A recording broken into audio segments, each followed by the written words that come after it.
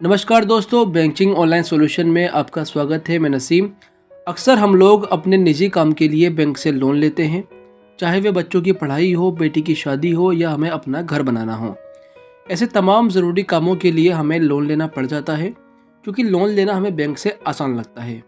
Bank अलग अलग ब्याज दरों पर personal loan, home loan, car loan, business loan, education loan उपलब्ध कराता है और हमें समय पूरा होने तक लोन को चुकाना भी पड़ता है।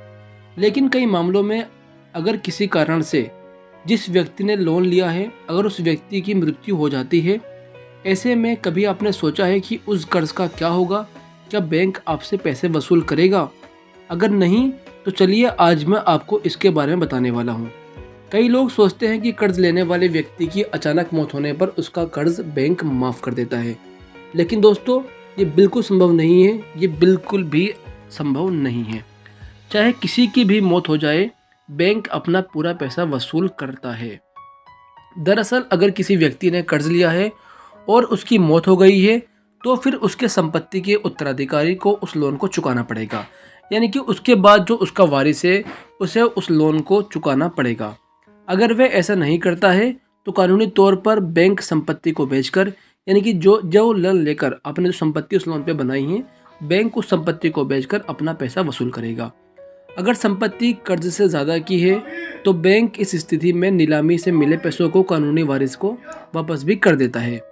लेकिन जब हम बैंक से लोन लेते हैं, तो ग्राहकों को टर्म इंश्योरेंस के बारे में बताया जाता है। ये टर्म इंश्योरेंस लोन को सुरक्षित करने के लिए किया जाता है। अगर आप लोन लेते वक्त इंश्योरेंस भी करा लेते हैं, तो इस स्थिति में कर्जदार की मृत्यु के बाद बैंक को बीमा कंपनी लोन चुकाती है। वहीं अगर इंश्योरेंस नहीं है, तो बैंक कानूनी वारिस को दो ऑप्शन देता है। वे चाहे तो वन टाइम सेटलमेंट कर ले, यानी कि आप सेटलमेंट कर सकते हैं कि अब मेरे पास पैसा नहीं है, मैं इतना पैसा आपको दे सकता हूँ, या फिर लोन को अपने नाम पर ट्रांसफ़र करा सकता है, जिससे कि आप बारी बारी उसकी जो किस्त बनती है, जो इंस्टॉलमेंट है उसकी, वो आप पेड कर सकें।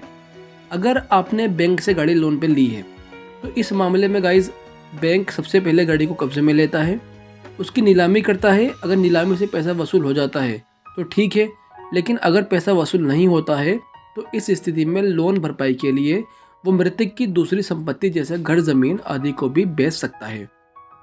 वहीं अगर आपने पर्सनल लोन लिया है, तो इस स्थिति में बैंक आपको नॉमिनी बनाने को बोलता है। ऐसे में कर्जदार की मृत्यु के बाद वारिस को बाकी पैसा चुकाना पड़ जाता है। यानी कि अगर आपके पापा ने पर्सनल लोन लिया और उसमें नॉमिनी आपको बनाया, तो इनकेस अगर आपके पापा की डेथ हो जाती है गाइज, तो उसमें सारा लोन आपको चुकाना पड़ेगा। हालांकि पर्सनल लोन अक्सर इंश्योर्ड होता है और ईएमआई की रकम के साथ ही ग्राहक इंश्योरेंस प्रीमियम में भरते हैं। लेकिन जब पर्सनल लोन हम लेते हैं गाइस, तो उसमें एक ऑप्शन आता है इंश्योरेंस का। यानी कि अगर इनकेस आपको कुछ हो जाता है उस स्थिति में, तो उस इंश्योरेंस जो कंपनी करती है आपकी, वो कंपनी बैंक को लोन भरती है, एंड जो आपका इंश्योरेंस की पेमेंट है, जैसे आप ईएमआई भरते हैं अपनी किसी भी चीज़ की, तो उस ईएमआई में आपकी इंश्योरेंस की रकम भी इंक्लूड होती है। अब गाइज ऐसे में कर्जदार की मौत के बाद लोन की बची हुई राशि बीमा कंपनी से वसूली जाती है।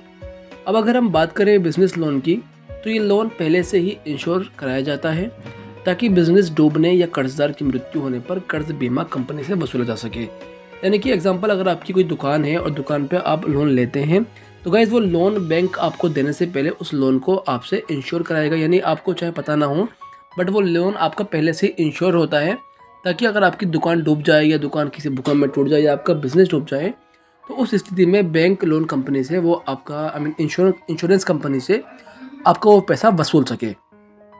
अगर मान लिया जाए कि आपने इंश्योरेंस नहीं लिया और बैंक ने आपके ट्रांजैक्शन को देखकर बिजनेस लोन दे दिया, तो इस स्थिति में पहले से ही आपके कर्ज की रकम के बराबर संपत्ति को गिरवी रखा जाता है, ताकि उसे बाद में बेचकर बैंक अपना कर्जा वसूल सके। सो गाइज, अगर वीडियो आपको पसंद आई हो तो कमेंट करके ज़रूर बताएं, एंड हमारे चैनल को सब्सक्राइब कर लें, ताकि आपको इस तरह की वीडियो आसानी से मिल सकें। धन्यवाद।